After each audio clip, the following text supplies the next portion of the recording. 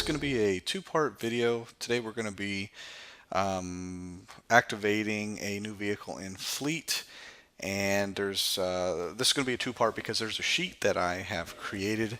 It's kind of one-stop shopping. All the information is there on the sheet, and I want to go ahead and get into that real quick. First off, let's show where we can find this. So if you're going to be receiving a new vehicle, the first thing you want to do is go into a motor pool, and there's a folder marked new vehicles. And as you can see here, what we're looking for is the arriving vehicle form. And if we go ahead and pull that up, you can see this is just an area for us to print this off, and then we can fill in all the information that we have here. And again, the whole purpose of this is to make it easier for you to activate the vehicle in Fleet. And this is something that I retain for our records in case we have a question a couple years from now and we want to know, well, why did we buy this vehicle? What did it originally replace? Because if that data gets changed in Fleet, then you won't have an original record unless you are thoughtful enough to put those comments in. So okay, so for the case of this, I have one that is kind of filled out, and what we're going to do is look at it and see how we got that information. Again, this is the first step in activating a vehicle. Okay, to start with vehicle ID number. So as you can see, we've labeled this 2881, and that is given to the vehicle at the time that it is purchased. So Alex, when he orders up the vehicle, he will assign it a vehicle number. Next, we get the year 2017 Chevrolet Suburban, your make and model, right off the vehicle. Usually they come with a window sticker. What is the vehicle being replaced? Well, let's see how to find that out real quick. Okay, so if we go into the Fleet database and we look up 2881, we can go to the replacement tab, and you can see here 2373 is the vehicle being replaced. So again, that information will go on here. When it arrived at Fleet, this is the VIN number, this is the mileage at delivery. This is very important to keep track of. This is the year of the SPOC. So this is what we do is we're counting 6 years from 2017 in this case. And the other thing is you have to look at the VIN number. So in this case, you can see it's an odd year, 2023. If this were an even number, the last number on the VIN number were even, we would go ahead and bump that out to 2024. We try to keep even number VINs with even number years.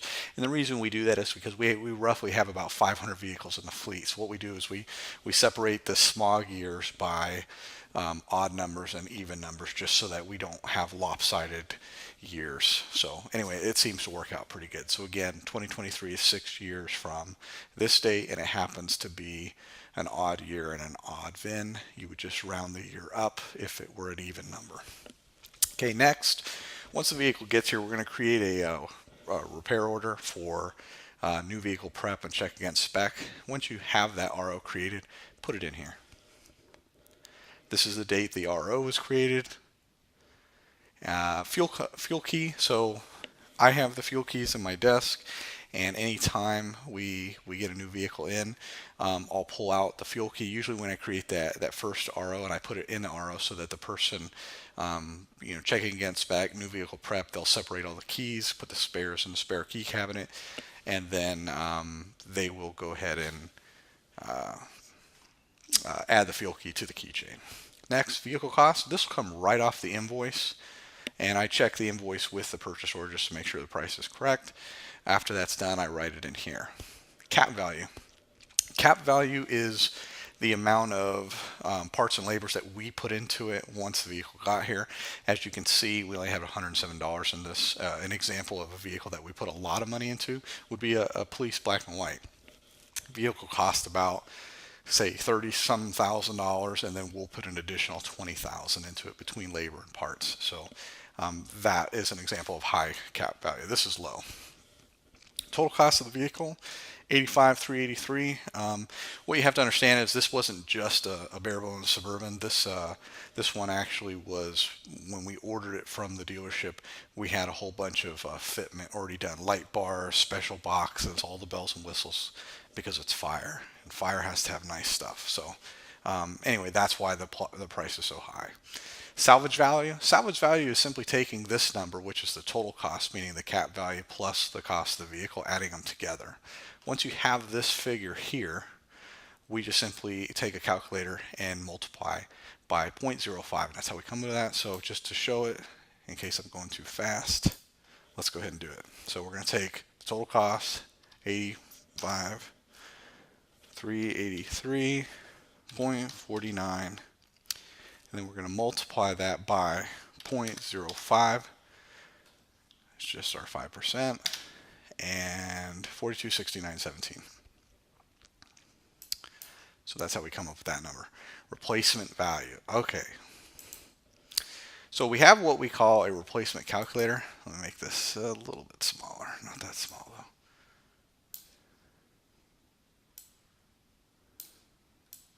So we can see this here. So we have what we call a replacement calculator, and well, let me make it big just for the sake of going through this. And what we do here is we put in the original cost, the original cost of the vehicle, which is the the original price plus the cap value. We put that in here. Then we put the expected life cycle. I'll show you how to find that in a minute. The expected finance period, and then we have a formula in here that spits out what we project that vehicle to cost at the end of its life cycle. In this case, we're going to go with 12 years. That will cover an inflation rate, and typically on most of our vehicles it's at 2%, but I want you to pay attention here. On vehicles that are Vactors, we have a 3%, and then for fire, we put 5%. The reason we're so high on fire for replacement costs is because it never fails. Fire's technology is drastically changing as the years go by. So by the time these rigs get replaced, the cost to replace them is just going to be through the roof. So what we have found is if we put anything less than a 5% inflation, that it's just simply not enough, and we ended up being having to rob from Peter to pay Paul in this case. So anyway, that's why we use a 5% here. So let's get this back to a reasonable size so you can see what numbers we're going to put in here, and we'll come up with that figure. Okay, so again, this is our original vehicle cost. This is the cap value. We're going to take this amount, which is the total. We're going to put it in here. So 85,383.49. Now we have to come up with the life cycle and the finance period, and that's going to be at 12 years. And how do we find that? Let's go into fleet real quick, and I'll show you that. So again, we have 2881 up there, and this vehicle we've determined will have a life cycle of 12 years. You can see that here with life months 144. Every vehicle is different. Black and whites are like 6 years is what we're currently running on them. Most of the vehicles in the city's fleet are 12 years, and then you get into some of the more expensive rigs, and they can go out to 17 or 20 years or more. Okay, so now here we have our calculations. We have our costs. We have our what do you want to call this? The expected life cycle, and then a finance period. Now what we have to do is we have to go in here into this formula, and we have to adjust it. As I said, most of our vehicles are set up at a 2% inflation, and you can see that if you go right up here to the top. Hopefully you can see right here we're at 2%. Again, for fire we put 5% in here, and again, it's not to punish them, and instead it's because what we have found is, and I'm just confirming that it's 5%, we can't keep up with their costs, so we're having to do that in order to get this. So two numbers that you want to pay attention to here. This is the estimated replacement cost of $85,383.49 for that vehicle in 12 years with a 5% per year inflation rate. That's how you come up with that. And this down here is the what do you call it? The finance per month rate. So we're paying $1,035.19 per month, and that's over a 12-year period. And that way, by the time the vehicle reaches its life cycle, we'll have $153,336.48 so that we can go buy a replacement and hopefully be able to keep up with their costs. Okay, so let's go back and put those figures in. And here you go. So 153, 336, 48 cents with our monthly rate of $1,035. And you can see we have a 12-year life cycle and a 12-year financing. Why do we ever have different financing terms and life cycles? We do. If we have vehicles that routinely fail to meet their life cycle, maybe a harbor vehicle where it's rust and corrosion, lifeguard, for instance, vehicle, we're not sure how long it's going to last, we will shorten the finance term and keep the vehicle life cycle where it is. So, like for instance, with a lifeguard vehicle, we'll have it for say 6 years, but we might put it on a 4 or 5 year financing term. And the reason we do that is because these are vehicles that, due to the exposure to salt weather, if they are premature failure, rust, or just the drivetrain is tore up from all the corrosion, we will have to replace it early. And to prevent us from having a lack of funds, we will shorten the finance period. Okay. Registration plates, that's just no. Once I'm done with this, I'll give this to our office staff and they'll ensure that this is done. So that's actually blank because that's another person's job. Warranty delay on a Ford, we can get into the Ford website and we can put in a delay, which basically means, hey, it went into service this day.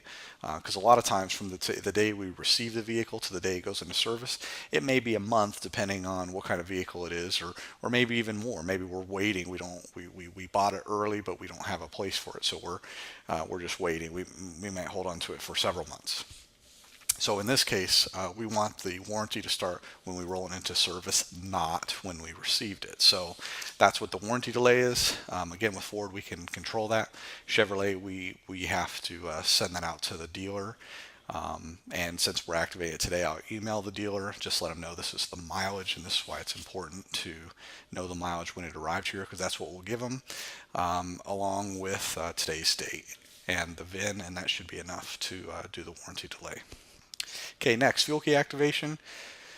So here at the City of Santa Barbara, we use fuel keys, and this is a little fob that you attach to the key ring. When a person goes to get fuel, they have to put in the vehicle ID number, they have to put in their employee ID number, and they have to put in the mileage. And then they have to wave the fuel key, and this just prevents any kind of potential embezzlement or theft of fuel or anything like that. So that's how that is set up, and there's 3 pieces of information that I need to email Tina over in facilities, and that would be first the vehicle's ID number.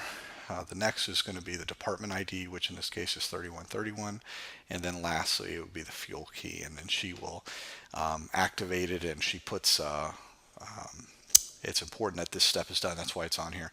She will actually make it to where that fuel fob will also open the gates after hours, so that in this case, a firefighter can come in, wave the fuel key at the gate. The gate will open, and they can then drive in and get gas. Okay. This is not an undercover PD car. If it was, we have to do special process, so we're not getting California exempt plates. We have to get special undercover plates. So this is not that instance. So NA. Again, we already talked about warranty delay and the fuel activation, which is done. I just didn't check it off. Department ID 3131.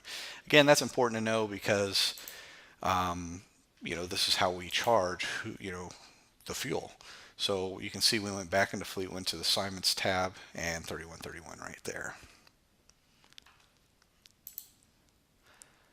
Okay, lastly, let's see, we take pictures of the vehicle. I'll get into that in just a minute.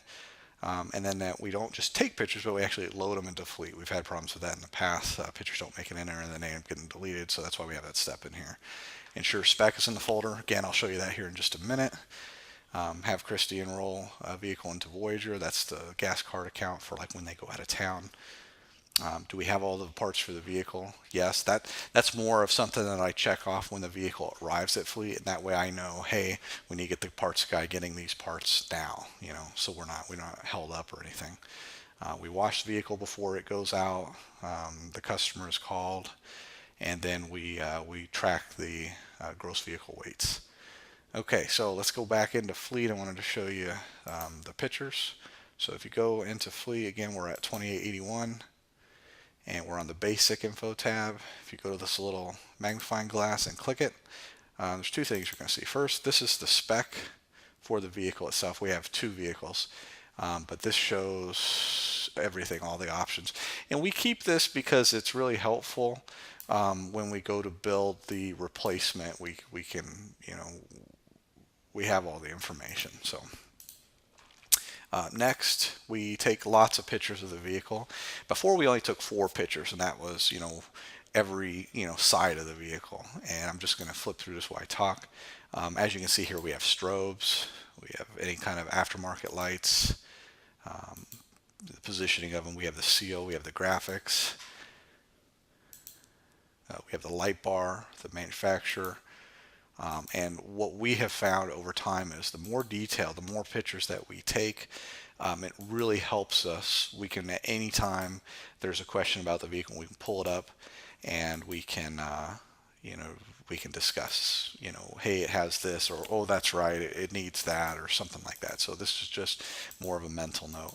We even experimented with having videos which basically cover the walkthrough of the vehicle, but it just eats up a lot of space. Pictures by themselves eat up a lot of space. So again, what we found is the more pictures, the better.